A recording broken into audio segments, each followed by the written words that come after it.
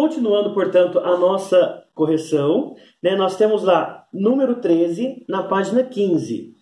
Quando uma pessoa escreve uma carta, ela tem uma determinada intenção. O que Ana pretendia ao escrever a carta que enviou a Pedro? Ela pretendia se apresentar, né, e a fim de iniciar uma amizade, né? Esperamos uma amizade. Número 14. O que despertou o interesse de Pedro em responder à carta de Ana? Ele ficou curioso para saber quem era, né? Para conhecer também essa pessoa desconhecida que estava lhe enviando uma carta. Número 15. Identifique no corpo da carta de Pedro algumas informações que ele apresenta sobre sua vida e suas preferências. E escreva um pequeno texto explicando. Então, o que você pode falar?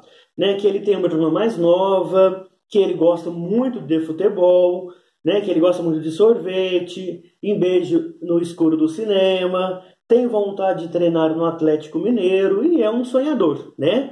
Então nós sabemos por quê? Porque ele mora em Belo Horizonte e Atlético Mineiro é um clube, né, de futebol muito grande aqui em Minas, né, em Belo Horizonte, ok? Já na página 17, né, que encerra a nossa atividade, nós temos lá, interagindo com o texto, né, nós tivemos uma ampliação de leitura, e aí nós temos lá, o que justifica a diferença na linguagem usada nas cartas entre Ana e Pedro, e na trocada entre Mozart e a esposa, já que ambas demonstram haver um grau de intimidade semelhante entre os missivistas. O que seria missivista? Pessoa que escreve ou envia carta ou bilhetes.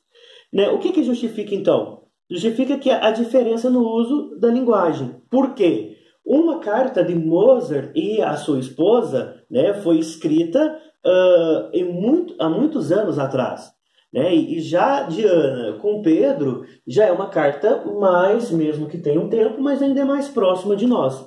A linguagem era outra, né? E nós estudamos isso dentro da variação histórica. Né? Da variação histórica que cada época existia um modo de falar.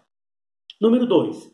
Copia da carta de Mozart palavra que Ana e Pedro não usariam em suas cartas, pois mudaram, né, no sentido da linguagem. Pedidos a fazer, né, rogo-te, fiques, né, brisas da primavera, estás levando, tua e conduta. Seriam algumas palavras, né, que a parte mais jovial, hoje em dia, não utiliza com grande frequência. Tá? Número 3. Mozart usa a palavra rogo antes de elencar seus pedidos. Analisando o contexto, qual é o significado da palavra rogo, se Ana fosse usar uma palavra com o mesmo sentido, qual você acha que ela usaria? Né? Ela poderia implorar, por exemplo. Eu imploro pela sua resposta. Né? No sentido que ele usou rogo. Né? E o rogo, nós temos um campo de utilização próximo da linguagem religiosa. Né? Quando rogamos a Deus, que pedimos com muita insistência, pedimos com muita intensidade, né, alguma coisa. Então quer dizer que nós rogamos.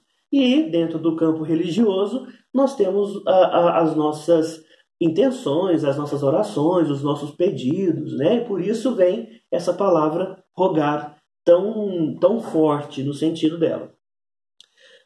Número 4. Mozart faz 5 pedidos à esposa. O último nos revela uma característica importante da época que a carta foi escrita. Resuma com suas palavras qual foi o pedido de Mozart a Constanze.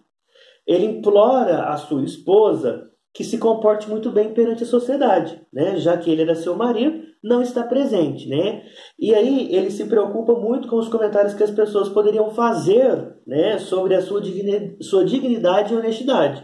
Lembrando que antigamente, né, na antiguidade, a mulher ela não tinha tanto espaço como tem hoje. Então ela não poderia sair, por exemplo, desacompanhada, ela não poderia fazer muitas outras coisas que vocês, mulheres, fazem hoje. Né? Então, era esse o pedido que ele fazia para ela não ficar mal falada. Ok? Então, terminamos a nossa atividade. Um abraço e até a próxima.